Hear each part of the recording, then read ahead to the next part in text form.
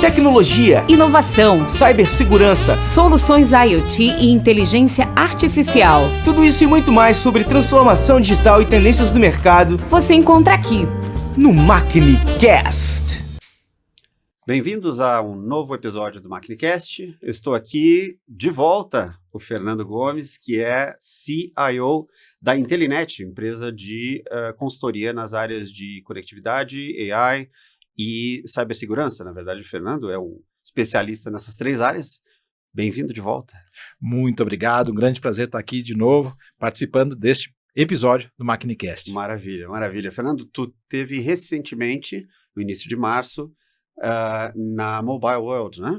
Exatamente, a Mobile World Congress em isso. Barcelona, Perfeito. Na Catalunha, Espanha. E aí eu gostaria que tu compartilhasse com a gente um pouco dessa novidade toda que tu viu por lá e todas as tendências e tudo que tiver para compartilhar em relação a esses assuntos que para nós são tão relevantes, né? Claro.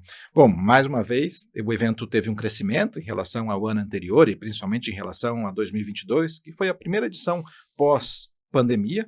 Então já tinha crescido nos últimos anos e manteve essa tendência de crescimento, chegando aí a seus 108 mil participantes. Então realmente é um evento global, um dos mais importantes a nível mundial, que trata do tema de telecomunicações, mas não só telecomunicações. Ele cada vez mais torna-se um evento que trata de diversos pilares tecnológicos que sim fazem uso da conectividade como habilitadora, mas que também leva para outras possibilidades. Tá, e dessas novas possibilidades e dessas novas tecnologias, qual que mais se destaca? Sem dúvida, a inteligência artificial, né? De cada 10 palavras nesse evento, 12 eram IA, AI, Sim. inteligência artificial, artificial intelligence, enfim, agentes de IA. Então, de fato, o IA foi a grande vedete, foi o grande protagonista deste evento da edição de 2025. E onde que a AI vai fazer esse impacto justamente nessa parte de conectividade? Acho que é interessante a gente comentar que uma grande diferença deste evento em relação às edições anteriores foi a mudança de postura, a mudança de comportamento. Um evento que sempre foi caracterizado por grandes novidades, por rupturas, por tecnologias disruptivas, dessa vez foi um pouco diferente.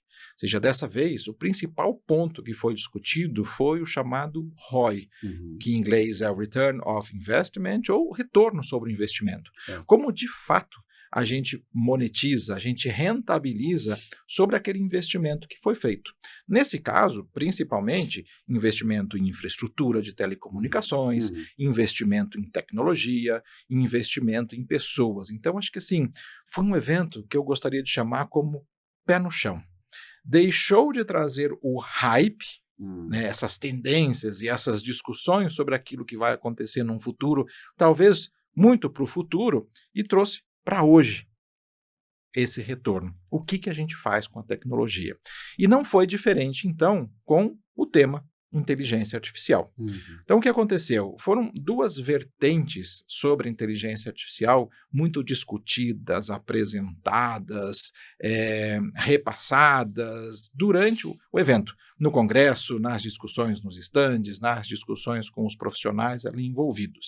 O primeiro foi o uso da inteligência artificial para tratar de uma automação de redes. Então, as telecomunicações, elas dependem de redes, sejam elas redes móveis ou sem fio, que usam frequências que estão aí no ar, como a televisão, como o rádio. Então, a gente tem aí os exemplos do 4G, do 5G, que inclusive a gente já discutiu aqui alguns episódios do MacniCast, mas também as suas redes físicas, as suas redes fixas, fibra ótica, porque cada uma dessas se complementa. Então, a IA, ela veio com um primeiro ponto, um primeiro pilar, principalmente a automação e a gestão dessas redes, de tal forma a permitir que, de forma autônoma, de forma automática, essas redes possam ser ou configuradas, elas possam ser trabalhadas, falhas possam ser identificadas antes mesmo dos próprios clientes sentirem ou serem impactados por essas falhas. Então, principalmente... Melhorando a experiência como um todo. Né? Exato, que esse é um dos pontos. Né? Certo. Naquele ROI, no retorno do investimento, um dos pontos colocados foi como é que eu melhoro a experiência do meu cliente. Então, a IA passa a ser um pilar extremamente importante e veja, não é mais um hype, é uma aplicação real, uma aplicação tangível sobre as redes. Ou seja, agentes de inteligência artificial, tarefas automáticas que, baseadas em dados que são alimentados pelas próprias redes, permitem com que ela seja reconfigurada, seja adaptada conforme a demanda. Então, esse foi um primeiro grande pilar da inteligência artificial que nós pudemos ver e sentir ali na feira. E quão avançado isso está nesse momento?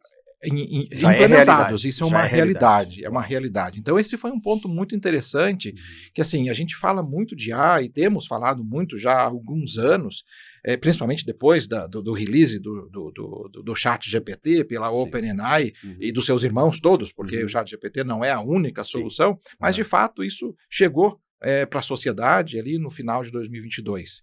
E parece que dali tudo mudou. E a gente não pode esquecer que a inteligência artificial ela não é de 2022. Né? A primeira vez que esse termo foi utilizado foi lá em 1956, ou seja, está quase fazendo 70 anos que a gente vem trabalhando e que temos aí verões e invernos, mas que temos ou estamos passando por esse último, ou vamos dizer, o mais recente verão, que na minha opinião agora tende a não passar, ou seja, eu não vejo que a gente vá ter um inverno como tivemos em ocasiões passadas, esse inverno da inteligência artificial, porque agora ela, de fato, está na mão, literalmente na mão de todo mundo. Impressionante isso aí, impressionante. E de que outras formas daí, na parte de agregar serviços também, é algo que a inteligência artificial pode ser utilizada, até do ponto de vista de conhecer o cliente na medida em que ele está utilizando, né, com padrões de utilização e coisas desse tipo, dá para customizar, vamos dizer assim. Exato. Além de melhorar a experiência, dá para customizar essa experiência. Ou seja, você agora a gente fala de hiperpersonalização, né? Ou seja, então nós entendemos o comportamento dos clientes, dos usuários, e podemos adaptar ou criar mecanismos que são ou estão configurados de acordo com as necessidades individuais. Então, isso é bastante interessante. Então, esse definitivamente é um dos usos da inteligência artificial, que nada mais é do que uma ferramenta que permite a análise de uma grande quantidade de dados. Só que a gente vê, e que a gente viu ali durante o evento, foi uma outra grande tendência. Então, esse primeiro highlight, essa primeira tendência que eu trago, que foi o ROI, ele também é seguido de uma outra, na qual as telcos, como são chamadas as empresas de telecomunicações, deixam de ser telcos para serem techcos, ou seja, empresas de tecnologia. Então, está claro que a oferta da conectividade deixa de ser algo diferenciado para ser um commodity, para ser o básico, para ser algo que é o mínimo que se espera de uma empresa de telecomunicações. E surgem justamente essas outras possibilidades. O desenvolvimento de plataformas, de soluções, que aí podem fazer uso de diversas tecnologias e não é diferente com a IA, ou seja, essas empresas começam a oferecer serviços que têm a IA como ponto principal, como um back office daquilo, e que permite justamente a entrega de valor agregado para os seus clientes, para os seus assinantes. Então, posso citar alguns exemplos. A SK Telecom, que é a principal empresa de telecomunicações da Coreia do Sul, muito reconhecida por estar sempre à frente do tempo. Ela já declarou há algum tempo que, poxa, o 5G já acabou, a gente tem que olhar para o 6G. Eu acho que é um pouco exagerado, mas, faz sentido em determinados pontos, mas, então, eles sempre olham com, um olhar muito futurista, mas ao mesmo tempo muito realista. Então, o stand deles, um espaço gigantesco, num dos halls ali da feira, não falava de telecomunicações, falava sobre inteligência artificial, mostrando justamente essa questão da gestão e da gerência da rede através de ferramentas que fazem uso de inteligência artificial para analisar dados e permitir esses ajustes automatizados, ao mesmo tempo em que traziam aplicações, serviços oferecidos ao mercado, aos seus assinantes, aos seus clientes, que fazem uso de inteligência artificial. A gente vê isso, obviamente. Existem inúmeras, milhares de startups, mesmo aqui no Brasil, que desenvolvem soluções e que levam isso para o mercado. Mas o que a gente viu na SK Telecom, durante o evento em Barcelona, foi que eles incorporaram essa função e levaram isso para o mercado. E não é de se espantar que num outro pavilhão do evento tinha um outro stand da SK Telecom, onde startups estavam presentes. Ou seja, então aquelas startups... O ecossistema por trás da SK Telecom, que os apoia no desenvolvimento de soluções inovadoras, estavam lá. Não só para oferecer aquilo que eles já oferecem para a SK Telecom na Coreia, mas como para levar isso para o resto do mundo. Perfeito. Então, isso é bastante interessante. Isso, por outro lado, traz um conjunto de outras características. Há cerca de 2 anos, durante a Mobile World de 2023, foi lançada uma comunidade, ou seja, um grupo de empresas que criou um standard chamado de Open Gateway. Esse Open Gateway, vamos fazer uma analogia com o que é o Open Finance aqui no Brasil, onde os bancos compartilham dados de forma anônima dos clientes e que esses dados podem, inclusive, ser trocados entre instituições, garantindo que, se você tem um bom comportamento de crédito em um banco, você possa utilizar aquilo em outro banco. Você não fica restrito ou refém de uma instituição. O Open Gateway tem essa característica. De forma anônima, você pode extrair dados da rede e esses dados serem utilizados para adaptar as aplicações. Olha que legal, no ano passado o Brasil ganhou um prêmio, o ano passado completava 1 ano do Open Gateway e o Brasil ganhou um prêmio numa ação do Banco Itaú com a Vivo, na qual, baseado nos dados da rede, principalmente de qualidade de rede, banda e tudo mais, o aplicativo do Internet Banking, ou do Mobile Banking nesse caso, ele se auto-adaptava. Porque o maior ponto, ou os 2 maiores pontos de um aplicativo financeiro é segurança e a garantia de que a transação aconteça. Isso. Então, o aplicativo ele se adaptava de acordo com o que a rede apresentava naquele momento. Então, o Open Gateway tem essa característica. Aplicações podem extrair dados da rede, e eu digo da rede, não do usuário, do assinante, de tal maneira que possa ser utilizado para fazer uma adaptação, um ajuste automatizado para o uso daquela aplicação. Então isso é bem interessante. Completamos 2 anos agora, então obviamente a gente vê essas tech cos, como serão as empresas de telecomunicações, olhando para aquele ROI que fazia parte do primeiro highlight, primeiro ponto, né, que eu trouxe desse evento, depois que cheguei no Brasil, foi justamente a monetização em cima de Open Gateway. Ou seja, então a gente vê que eles começam a entender, as empresas começam a entender essas possibilidades para levar serviços de valor agregado aos seus assinantes, saindo daquela questão de conectividade apenas. Então isso está claro. Sim. E qual que é vamos dizer, o posicionamento do Brasil, qual é a posição do Brasil nesse, vamos dizer, nesse movimento, né? Lá tu tem uma visão do mundo todo, né?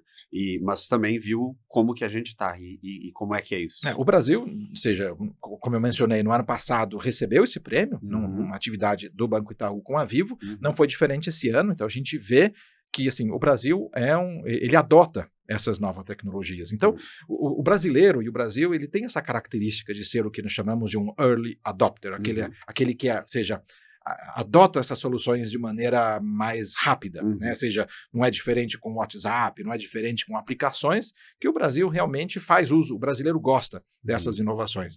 Então, no caso do Open Gateway, todas as operadoras de grande porte, né, a TIM, a Vivo e a Claro, elas fazem parte desse consórcio e, com isso, têm acesso a essas novas funcionalidades.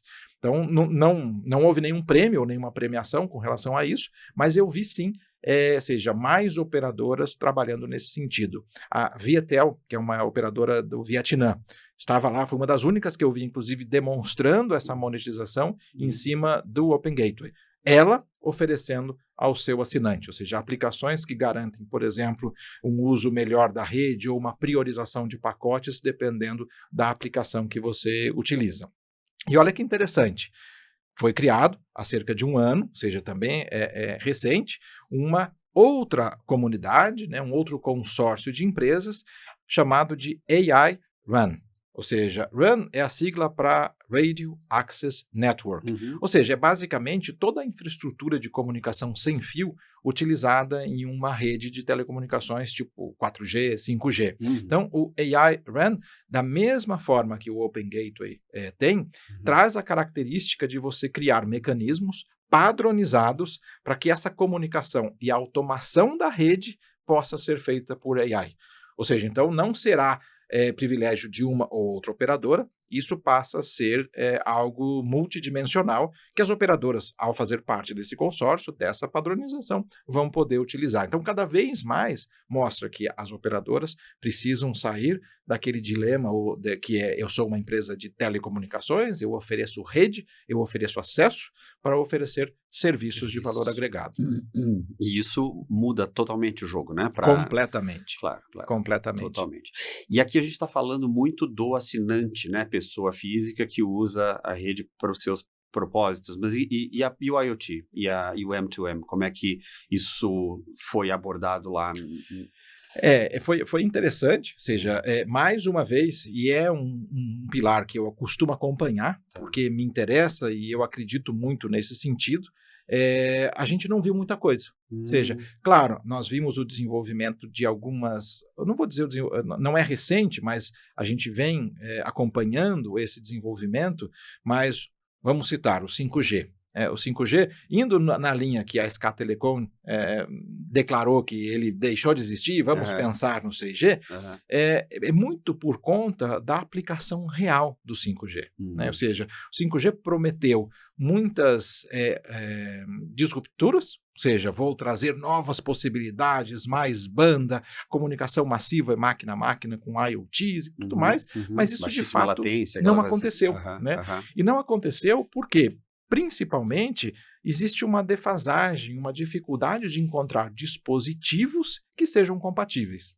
Por conta do custo, por conta do uso de bateria, ou seja, são redes extremamente sofisticadas e que, por sua vez, demandam uma infraestrutura mais elaborada, mais avançada. Claro.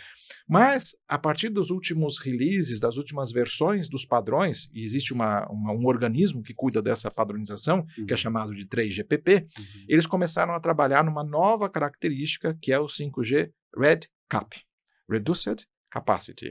O que isso significa? Que são dispositivos IoT, de internet das coisas, que se comunicam com outras coisas, mas com capacidades reduzidas. Porque muitas vezes aquele dispositivo não precisa de alta velocidade. Por que eu preciso de uma banda de 1 gigabit por segundo para transmitir poucos dados que o sensor vai coletar, por exemplo, no solo? Perfeito. Eu não preciso. Perfeito. Então, o RedCap ele tem essa característica de dimensionar aquele dispositivo para atender apenas aquela necessidade. Sim. Isso faz com que o seu custo diminua e isso, obviamente, ajudará a estabilizar, a difundir justamente essas novas redes. Esse foi um primeiro ponto.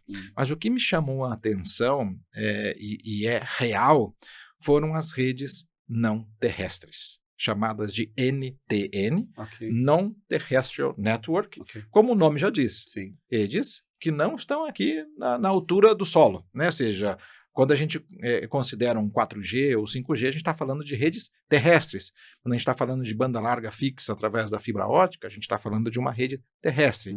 Redes não terrestres são aquelas que estão no céu, ou seja, são utilizados satélites. Perfeito. Só que a tecnologia de satélites também avançou muito nos últimos anos. Nós estávamos acostumados a ter uma antena parabólica em cima das nossas casas, apontando para um satélite. Aquela antena não se mexia, porque ela apontava sempre para o mesmo satélite que estava em órbita.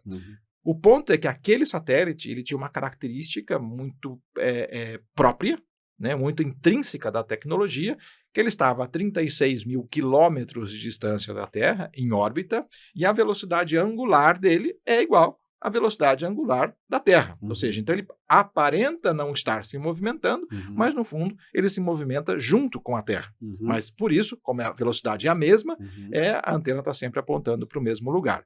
Mas você imagine, para você colocar um satélite a 36 mil quilômetros de distância, a tecnologia envolvida, o custo envolvido. Então, sempre foi para aplicações muito limitadas, ou seja, eu não vou dizer limitadas, mas uso em televisão, uso para conectividade em situações muito específicas.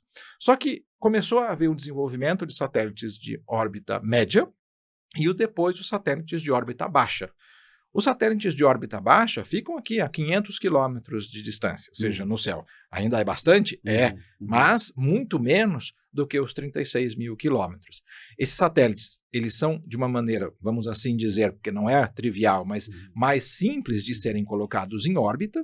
Então você acaba tendo menor custo para colocá-los lá, e você pode, com isso, colocar um conjunto maior de satélites. Então, nós passamos a ter o que chamamos de constelação de satélites. A Starlink é um exemplo disso. Nós temos a Kuiper, que é um serviço similar ao da Starlink, mas da Amazon. A gente tem iniciativas das Big Techs americanas nesse sentido. Temos iniciativas na China. Então, voltando um pouquinho para a IA, a gente vê uma disputa muito grande hoje entre Estados Unidos e China, principalmente no campo da IA, e não é diferente em outras tecnologias inovadoras. Então, o que acontece é que a gente vai ter uma oferta maior de serviços de banda larga via satélite. E para países como o Brasil, de dimensão continental, isso é muito interessante. E a gente começa a ver a conexão dos dispositivos direto com o satélite. Ou seja, o Starlink tem uma antena. Então, quando você instala o Starlink, ele tem uma antena. A diferença de um satélite a 36 mil quilômetros, que é chamado de geoestacionário, é porque a antena está sempre apontando para o mesmo lugar. No caso de um satélite de órbita baixa, a antena ela tem uma certa mobilidade. Só que ela consegue fazer isso de forma automática. Então, para o usuário, para o assinante, para o cliente, isso é transparente. E isso acontece com todos os satélites de órbita baixa. Então, isso passa a permitir que a conexão do dispositivo também seja possível com o satélite. Então, nós tivemos recentemente, há coisa de 2 ou 3 meses, testes reais na América Latina, na América do Sul, já tinham acontecido em outros países, mas de empresas fazendo a conexão de dispositivos móveis direto com o satélite. Isso a gente está falando para conectividade de voz, para ainda um pouco de banda larga, ou seja, a partir desse momento a gente não tem mais um ponto onde não estamos conectados. Então, para emergências ou para situações de segurança, você passa a ter essa possibilidade. E voltando ao tema do IoT, que foi o que você me questionou, a gente também vê essas constelações sendo utilizadas para a conexão desses dispositivos. Então, o IoT, principalmente em regiões de baixa densidade populacional, aquelas regiões desconectadas, como a gente chama, existe a grande dificuldade latente de que não adianta você ter um dispositivo porque não tem aonde conectá-lo. Eu estava, inclusive, desculpa te interromper, mas o ponto é que recentemente eu também fiz uma conversa com o pessoal da Embrapa, porque a gente está trabalhando com eles num projeto muito legal de identificação de doenças em plantas com AI, e existe esse problema que é básico, de conectividade, justamente pelas dimensões continentais que a gente tem, pela dificuldade de acesso, pela variabilidade que a gente tem de relevo, de clima, de vegetação, e como isso é difícil, a gente resolver com redes terrestres, Então, isso pode ser justamente o caminho para fazer essa cobertura justamente dessa parte que a gente não tem. E o legal disso tudo é que para o dispositivo ou para nós que vamos usar os nossos smartphones, é transparente. Havendo uma rede terrestre, a conexão acontece pela rede terrestre, havendo ou não havendo a terrestre e havendo a disponibilidade da rede não terrestre, a conexão é feita. Então, nós estaremos conectados e será transparente. Então, não precisamos saber da tecnologia para usar. Então, isso é interessante. E empresas, seja especializadas em satélites ou os nanosatélites de órbita baixa, começam a levar isso para o IoT. Então, já temos aqui a autorização de empresas para atuar no Brasil. Temos duas, a Satel IoT e a Myriad, que vão operar satélites, constelação de satélites específicos para IoT. cuja característica é diferente, ou seja, de novo, não precisamos de muita banda, você não precisa mandar a mensagem o tempo inteiro, ela acontece de tempos em tempos, porque eu não preciso analisar o solo a cada minuto. Eu posso fazer isso 2, 3, 4 vezes por dia e eu vou ter o resultado que eu espero. Legal. Então isso é bastante interessante. Outro ponto é que esses satélites estão cada vez mais simples. E com isso mais fáceis de serem colocados em órbita. Né? Eu passei no stand da ETRI, que é uma entidade de pesquisa e desenvolvimento da Coreia do Sul, e lá tinha uma maquete de um satélite, até tirei uma foto, porque é impressionante, é algo muito pequeno, Legal. ou seja, onde ali dentro existem todos os dispositivos, toda a infraestrutura técnica, os computadores e tudo mais, devidamente preparados para estarem naquele ambiente, Sim. que apesar de estarem mais próximos da Terra, ainda é um ambiente completamente diferente daquilo que a gente tem aqui, né, onde vivemos. Perfeito. Então, existem características diferentes, muito mais radiação solar, por exemplo, né, e dentre outras coisas. Então, são dispositivos preparados para aquilo. Ou seja, foi uma startup americana israelense, que inclusive ganhou um dos prêmios de inovação durante este evento, que desenvolvem soluções que vão estar integradas, né, ou embarcadas nesses satélites para fazer uma rede 5G lá em cima, para fazer um data center, um processamento lá em cima, para fazer o armazenamento de informações lá em cima. Ou seja, então a gente é uma tecnologia relativamente futurista, como a gente chama, mas que estava ali, ou seja, palpável, é uma realidade. E enxerga que existe algum tipo de ameaça para as redes terrestres em relação a esse crescimento das redes não terrestres, ou realmente é uma complementaridade? Eu acho que esse foi um dos pontos também que a gente viu durante o evento e que já vem acontecendo desde eventos anteriores, que essas empresas entendem que elas não podem fazer tudo sozinhas. Então, essas redes serão complementares. Eu acho que assim, é uma mudança de paradigma, ou seja, é uma mudança de comportamento, de como essas empresas agem. E elas, sim, de fato, eu começo a ver que elas, de fato, começam a trabalhar de forma integrada e de forma complementar. E imagino que deva ser esperado também que consolidações aconteçam, né, nesse mercado, né? Sem então, dúvida. Essas empresas vão começar a se tornar cada vez maiores e se posicionar dessa forma. Então, bem interessante. Você falou sobre essa questão, né, de permissão para operar e regulamentação e tal. Isso me trouxe aí a questão do papel do poder público, né? Então, em relação à regulamentação, em relação às iniciativas, como que foi o papel do poder público na feira, né, no congresso, né, no evento como um todo e mais especificamente do Brasil? Parece que temos boas notícias. Sim, né? Sim, é algo bem interessante. Bom, a Mobile World, como eu disse, é um evento global, né? Então, o mundo todo voltado a esse segmento de telecomunicações, de tecnologia para comunicação e assim por diante, acaba se encontrando. E não é diferente com os poderes governamentais, com as entidades regulatórias e assim por diante. E o Brasil sempre teve, e não foi diferente esse ano, uma presença muito forte. Até porque, em paralelo ao evento, acontece uma agenda ministerial, onde entidades regulatórias de países se encontram, trocam informações, compartilham resultados, porque existe um objetivo comum, né, nisso tudo. E o Brasil sempre é muito presente nesse evento. Então, a Anatel, que é a Agência Nacional de Telecomunicações, o Ministério das Comunicações, representadas pelos seus agentes máximos, como o presidente da Anatel, conselheiros da Anatel, o próprio ministro, senadores, deputados representando o nosso poder legislativo e que tem relação com o mundo das telecomunicações estavam presentes, e essa discussão permeia muito. E a boa notícia é que, pela terceira vez, o Brasil foi vencedor de um prêmio que reconhece uma agenda regulatória positiva e inovadora.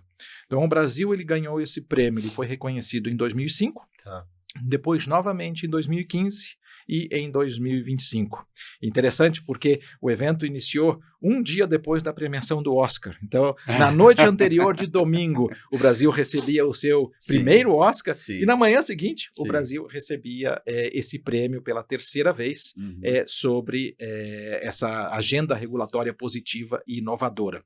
E o Brasil, de fato, vem fazendo isso. Então, nós comemoramos aí recentemente os 25 anos da privatização das telecomunicações no Brasil. Uau. E nós tivemos um quarto de século, mas não há como negar que o desenvolvimento das telecomunicações no Brasil foi, assim, estupendo, ou seja, de quem antes não tinha telefone fixo e tinha muita dificuldade, e aquilo era investimento. Você comprava o telefone fixo e recebia ações da empresa de telecomunicações, até o fato da gente não ter fila. Bom, hoje a gente nem usa mais telefone fixo, mas o Brasil ele avançou, e avançou muito bem nesse tema. Então, eu costumo dizer, e não é de hoje, que o Brasil deixou de ser um seguidor para ser seguido, e esse reconhecimento, esse prêmio está aí que não nos deixa isso, né? negar. Né? Claro, temos inúmeros problemas. Né? A gente tem, por exemplo, o caso dos postes no Brasil. Né? Então, principalmente nas grandes cidades, os postes que pertencem às companhias de energia elétrica, as concessionárias de energia elétrica, eles são compartilhados. Né? Porque, infelizmente, a infraestrutura de telecomunicações no Brasil ela é aérea. Então, ela usa desses postes para poder levar o sinal, a conectividade, nesse caso, principalmente a banda larga fixa. Antigamente era mais a telefonia fixa, hoje é a banda larga fixa, e justamente pelo fato do Brasil ter crescido muito nesse sentido, né, aqui eu trago alguns números, e existem algumas estatísticas que diferem um pouquinho, mas que declaram dados de assinantes para a Anatel. Hoje são mais de 8 mil provedores de internet no Brasil. Quando vamos para outros países, como México, Estados Unidos ou países europeus, esse número não passa de algumas centenas. Então, o Brasil tem um caso único, onde nós temos, literalmente, mais de 8 mil provedores. Então, você imagine que isso dá, na média, quase 2 provedores por cidade, considerando que o Brasil tem 5.570 municípios. Exato. Então, o que acontece? Isso tem o seu lado positivo. Então, o Brasil ele cresceu, a pandemia esteve conosco, e se não fossem essas redes desses provedores regionais, como são chamados, talvez nós não tivéssemos passado como nós conseguimos passar pela pandemia, com relação ao teletrabalho, com relação a todas as atividades que nós realizamos remotamente, mas o fato é que isso trouxe problemas.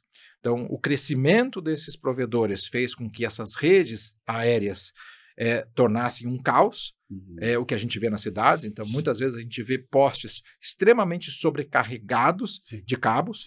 Isso não só é um problema estético, como é um problema de segurança pública, porque muitas vezes, e não foram poucos os casos, esses fios acabam esquentando, acabam pegando fogo, eles não são alimentados com energia elétrica, mas sim, eles podem causar acidentes nas calçadas. Então, existe uma conversa já há algum tempo na tentativa de resolver esse problema. Então, esse é um dos pontos, por exemplo, que foi discutido nessa agenda ministerial. Mas, além disso, desregulamentação de IoT foi um dos pontos, ou seja, justamente como a gente pode reduzir o custo disso para permitir que aplicações como essas sejam aceleradas, sejam implementadas e tragam melhores resultados para o Brasil, para os negócios do Brasil, para as empresas do agronegócio, de cidades, indústrias, assim por diante. Então, a gente viu muito dessas discussões, aproveitando esse conjunto de pessoas que ali estavam, não que essas discussões não aconteçam aqui, mas ali é um ambiente propício, né? Que não só estão as pessoas, os brasileiros presentes, como representantes de outros países que também compartilham, né? Trazem os seus resultados, as suas dúvidas. Então, é um ambiente bastante propício para essa discussão. E, de novo, o Brasil saiu de lá com esse prêmio. O terceiro é o único país a ter 3 prêmios. Somos tricampeões. Daqui a pouco a gente chega no penta. Maravilha, maravilha.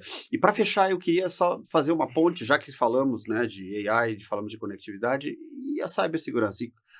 Onde é que isso se encaixa dentro desse novo momento, vamos dizer assim, dessa visão do que a conectividade é para o mundo? Eu acho que, sim, o que eu vejo é que estamos ganhando esse momento, ou seja, acho que a consciência das empresas, das pessoas, a conscientização delas da necessidade da segurança digital nesse mundo conectado ou hiperconectado que a gente vive é essencial. Infelizmente, não foi algo que ainda apareceu de forma latente, mas a discussão vem crescendo no decorrer dos anos. Então, a gente vê que, sim, há conversas, há discussões, há ações sobre isso. Então, a lei de proteção de dados sensíveis na Europa ela é muito forte, então isso é muito discutido e faz parte do uso da tecnologia para que você garanta. Isso vem acontecendo no Brasil com a LGPD, que é muito mais recente, mas a gente também vê esse movimento. E o papel da tecnologia, da conectividade, por um lado, ele é um grande ponto a ser discutido, seja porque ele permite que a segurança digital seja, de certa forma, atacada, né? Mas, por outro lado, é também uma grande ferramenta que permite a criação de contramedidas ou de ferramentas para evitar esses ataques. E a inteligência artificial vem muito disso também. Então, o que de fato a gente vê, e aí com o próprio avanço das redes móveis, é a preocupação com essa segurança. Então, nesses releases que o 3GPP, que é esse órgão normatizador, faz, cada vez mais a gente vê a preocupação com a segurança. E, de fato, o 5G, que é a rede atual, ou seja, a tecnologia do momento, ela é muito mais segura do que a rede 4G. Então, são pontos muito importantes que devem ser considerados. Mas a gente ainda tem muito a fazer no campo da cibersegurança. Então, acho que a conscientização é muito importante. Começa nesse âmbito das empresas de tecnologia, de telecomunicações, mas isso tem que permear o cliente, o usuário final. E de forma transparente, para ele aquilo tem que ser, ele não precisa ser um expert em tecnologia para garantir que as suas informações estejam protegidas. Mas a gente tem que lembrar que cibersegurança é formada por um tripé, onde tecnologia tem um papel muito importante, processos e pessoas. E o problema é que as pessoas hoje são, nesta corrente, o elo mais fraco.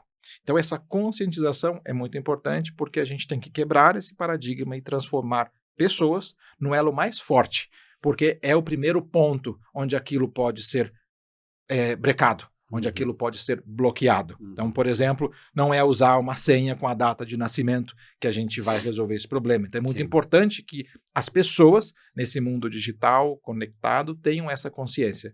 Hoje, ninguém sai de casa sem trancar a porta. E a gente tem que levar esse nível de consciência para o mundo digital.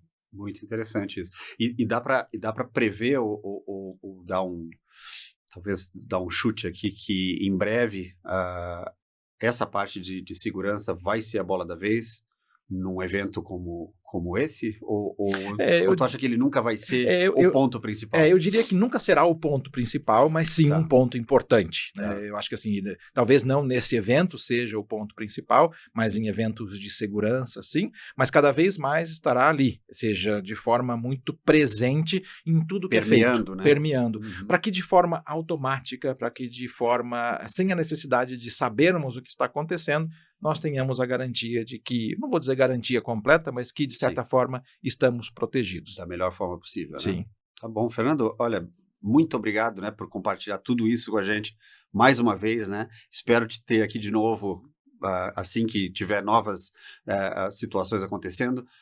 Tu é sempre muito bem-vindo aqui, tá? E agradeço demais a sua presença. E eu que agradeço, obrigado, um prazer estar aqui de novo. Maravilha, até a próxima.